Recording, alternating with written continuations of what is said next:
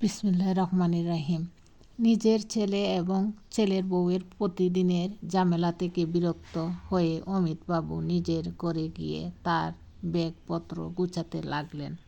নিজের কিছু জামাকাপড় তার ব্যাগের ভেতর ভরলেন এবং তার স্ত্রীর ফটোটি তার হাতে তুলে বললেন, কত কষ্টে, কত দুঃখ কষ্ট সহ্য করে আমরা আমাদের সন্তানকে লালন পালন করেছিলাম। এমনটা বলার সঙ্গে সঙ্গে তার চোখের জল চলে এলো। তারপর তিনি ভাবতে লাগলেন, না, এখন দুর্বল হওয়ার সময় নয়। তারপর তিনি চোখের জল মুছে তার স্ত্রীর ফটোটিকে তার ব্যাগের ভেতর ঢুকালেন এবং নিজের এক বন্ধুকে ফোন করলেন। তার বন্ধু বৃদ্ধাশ্রমে থাকত। তিনি তার বন্ধুকে কাঁপা কাঁপা গলায় বলতে লাগলেন, আজ থেকে আমিও তোর সঙ্গে বৃদ্ধাশ্রমে থাকব। অমিতবাবুর মুখে এমন কথা শুনে তার বন্ধু অসীম স্তব্ধ হয়ে গেল। অমিতবাবুকে কিছু জিজ্ঞেস করার মতো কোনো শব্দই তার কাছে ছিল না। অমিতবাবু তার বন্ধুকে শুধুমাত্র একটা কথাই বলল। তিনি বললেন, আমি প্রতিদিনের ঝগড়া এবং অশান্তি থেকে বিরক্ত হয়ে গিয়েছি। আমি 1 ঘন্টার মধ্যে তোর কাছে পৌঁছাচ্ছি। যখন তিনি ঘর থেকে নিজের ব্যাগ নিয়ে বের হয়েছিলেন, তিনি দেখলেন তার বৌমা ও তার ছেলে তাদের ঘরে বসে চা পান করছে এবং হাসি ঠাট্টা করছে।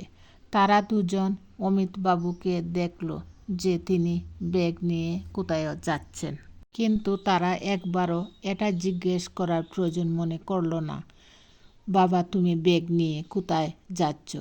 না তো ওই 2 জনের মধ্যে কেউ তাকে আটকানোর চেষ্টা করল। প্রতিদিনের অপমান এবং লাঞ্ছনাপূর্ণ জীবন থেকে তিনি বিরত নিতে চেয়েছিলেন। তিনি বৃদ্ধাশ্রমে গিয়ে শান্তি পেতে চেয়েছিলেন। কিছুদিনের মধ্যেই বৃদ্ধাশ্রমে তার অনেক সঙ্গী সাথী হয়ে গেল। তারা রোজ সকালে হাঁটতে যেত এবং সকলে মিলে একসঙ্গে যোগ ব্যায়াম করত। ধীরে ধীরে অমিতবাবু আশ্রমে নিজেকে অনেক সুস্থ মনে করতে লাগলেন। নিজের ঘরের অপেক্ষায় তার বৃদ্ধাশ্রমে অনেক বেশি সুখ অনুভব পেতে লাগলো। বৃদ্ধাশ্রমের সকলে একসঙ্গে খাবার খেত।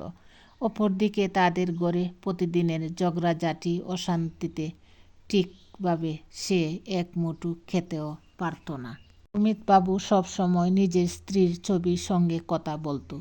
তিনি বলতেন, তুমি তো আগেই আমাকে ছেড়ে চলে গেলে, কিন্তু সেই ছেলেও আমার সঙ্গ দিল না। ধন্যবাদ সবাইকে।